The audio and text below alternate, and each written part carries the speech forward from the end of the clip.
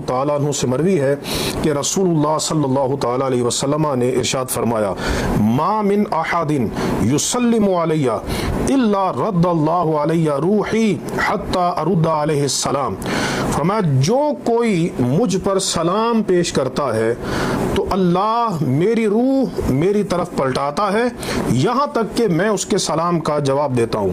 یہ حدیث امام ابو داؤد نے نقل کی ہے اور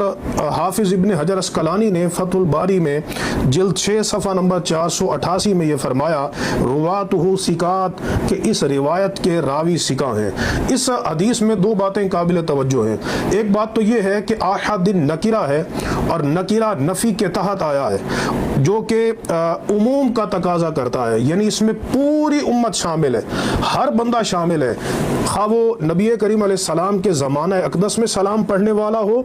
یا حضور نبی کریم علیہ السلام کے وصال کے بعد سلام پڑھنے والا ہو، خواہ وہ قریب سے سلام پڑھنے والا ہو یا بعید سے سلام پڑھنے والا ہو۔ یہ جو حدیث آئی ہے ما من احدن، احدن نکرہ ہے اور ما نافیہ ہے، تو علامہ زرکشی بیان کرتے ہیں کہ یستفاد